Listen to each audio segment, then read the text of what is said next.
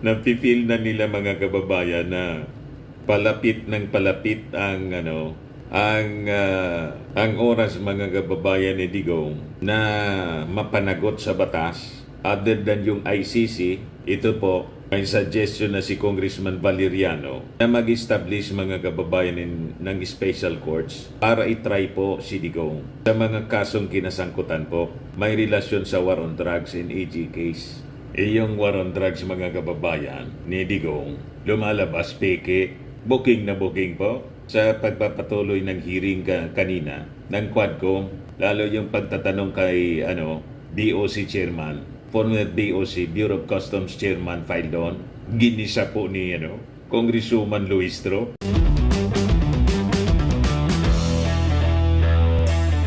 Ito naman po yung bago naming product na binibenta online. iGlow Serum, whitening po siya. Tingnan ninyo yung epekto sa aking anak na architect before and now. Yung mga inquiries po ninyo, dumiretso na lang kayo sa kanyang Facebook account, Riz Maravillas. Si Congressman Valeriano mga kababayan ng Maynila nagpaabot ng proposal. Nanawagan siya sa Supreme Court na kung maaari mag-designate po ng special courts para siyang magdinig o mag-trial sa mga AGK cases po ni Digong in relation po sa kanyang sa war on drugs ng previous administration. Yan po, sabi rito, Manila 2nd District Representative Rolando Valeriano has urged the Supreme Court to designate a special court for hearing cases of extrajudicial killings during the administration of former President Rodrigo Duterte, as well as conduct a trial on him and his supposed co-conspirators. Sabi po niya, on behalf of the Tokang victims and their families, in my district, I stand with fellow Manila Congressman Benny Abante and the Quadcom chairman and members. I suggest niya to the Supreme Court the designation of a special court on Tokang AG case that will conduct the trials of former President Rodrigo Duterte, his co-conspirators, and the legion of minions who serve as accomplices and accessories. Kaya siguro nagpapanik na pati yung mga minions ni Digong. Kaya po, Duterte at Duterte for President, mga kapatid, kumilos na kayo bago mahuli ang lahat. Napipil na nila mga kababayan na palapit ng palapit ang oras mga kababayan ni Digong na mapanagot sa batas other than yung ICC. Ito po may suggestion na si Congressman Valeriano na mag-establish mga kababayan ng special courts para itry po si Digong sa mga kasong kinasangkutan po may relasyon sa war on drugs and AG case. Yung war on drugs mga kababayan ni Digong lumalabas peke, booking na booking po sa pagpapatuloy ng hearing kanina ng Quadcom, lalo yung pagtatanong kay BOC Chairman, former BOC Bureau of Customs Chairman Faldon, ginisa po ni Congresswoman Luistro. Ayan ba, pakinggan natin mga kababayan yung matinding pagtatanong, ginisa ng todo ni Luistro po, si Faldon. Still to the BOC.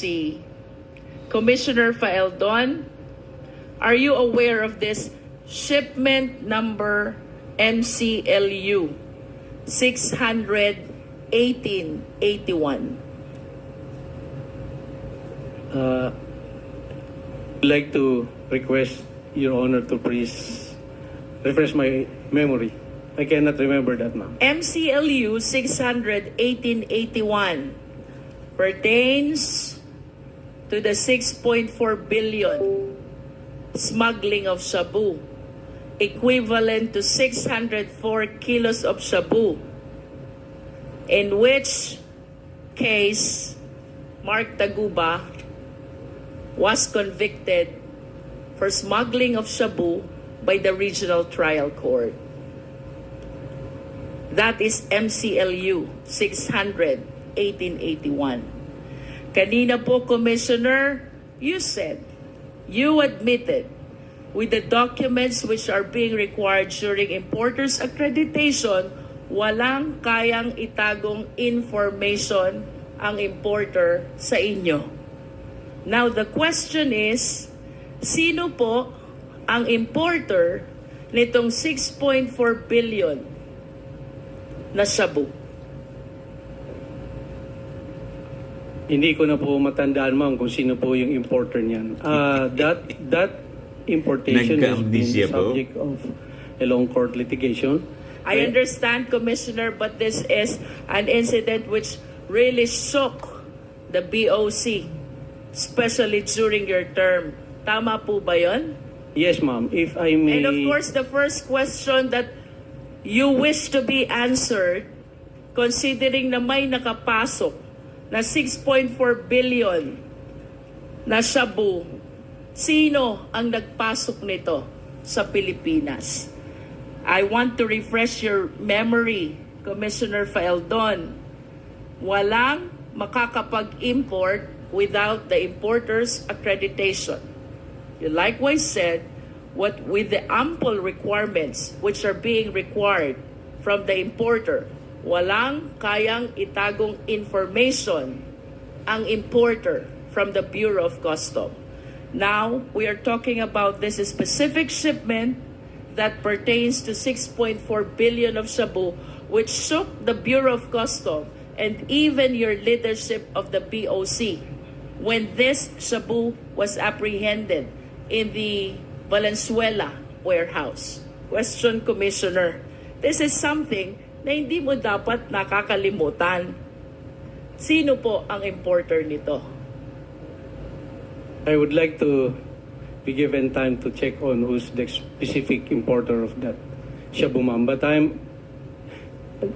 the sequence of that apprehension, I can relate to this court, If Your I Honor. may interrupt, Commissioner Faeldon, would you agree with me if I would say that as head of the BOC, nalusutan ka ng 6.4 billion na shabu, nakapasok sa bansa, that is equivalent to 604 kilos.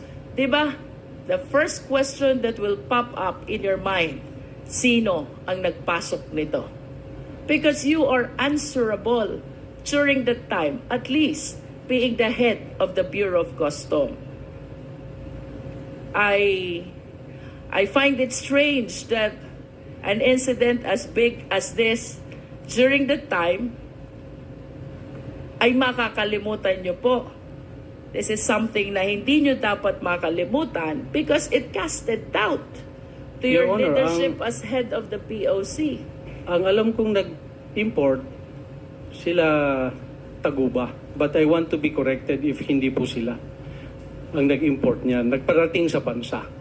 Yung importer mismo, in the packing list, because this is, ma'am, if I be given just 1 minute to explain this, so that you are correct, ma'am, the nation has to know the truth about this. You may agree or disagree with me, ma'am, but please give me chance to. Because this has been tackled by the nation in 2017. This importation, ma'am, the existence of a possible shabu that came into the country was relayed to us by Chinese customs. I received the information 10 o'clock in the evening. By 2 a.m. following day, that's just 4 hours, nahanap na po namin kung naasen siya. So that's why I beg to disagree that nakalusot po sa amin. Hinanap ko po, ma'am, because I was given the information that there's a shabu, possible shipment of shabu na galing sa China.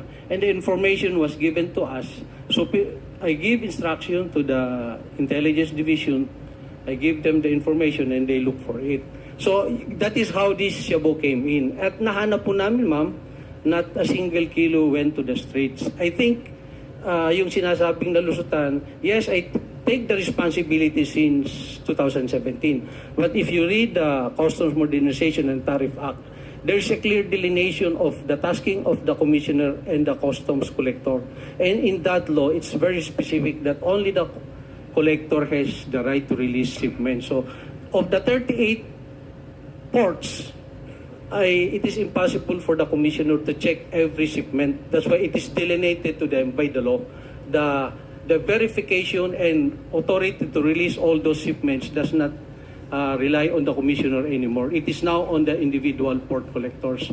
So, but when I received the information that there is a possible importation of shabu that passed through customs, it took us 4 hours to locate that, ma'am. And I want to take that as something that I did good, contrary to the perception that I let it go. I did not let it go, Your Honor. Commissioner Faeldon, let me complete the context of my question. When this representation made use of the term nalusutan, nahuli niyo yung shabu, pero hindi niyo nahuli yung importer. And today, I am asking you, sino ang importer? You cannot even say an information which is supposed to be highly important because of the huge amount of prohibited drugs which were apprehended by you. Hindi ho ba quite strange yan na hindi nyo matandaan, or perhaps you did not bother to check sino po ang importer nito? For me, Commissioner Faeldon, it is not enough that you apprehended the shabu. You should have arrested the people responsible for the shipment of shabu as well. Kung parehas nyo pong nahuli, yung shabu at yung tao, you might be correct. Hindi po kayo nalusutan. Pero nahuli nyo yung shabu, hindi nyo nahuli yung tao, I hope, with all due respect, you will understand why I use the terminology nalusutan ang BOC. Yes, Your Honor. Aminado siya, nalusutan. Alam na, talagang lumalabas, piki po yung war on drugs. Nakita ninyo ba? Subaybayan po natin mga kababayan ang pagpapatuloy ng investigasyon ng Quadcom. Sa mga naghanap ng malinis and spacious fitness gym, pumunta lang po kayo sa aming Colossal Fitness Gym. We also offer Grab Car Rental with our brand new 2023 model ng Toyota Innova. We also accept booking for those who are planning to travel via PAL, Cebu Pacific, and other airline companies, local and international, and bills payment for Meralco Bills, PLDT, Aleco Bills, etc. Ang Colossal Fitness Gym is located at 3rd floor Security Bank Building, Landco Business Park, Legazpi City, Albay. For inquiries, look for Chilon Maravillas. Contact number 0966-802-0949. Yan yung aming Innova. Lagi na pong matao sa amin. Pati mga foreigners po, tingnan ninyo, mga British tourists sila. Ang lalaki ng katawan na, mga kababayan, nag-gym sa amin. Ito naman po, Indian National. Ito mga mga European sila.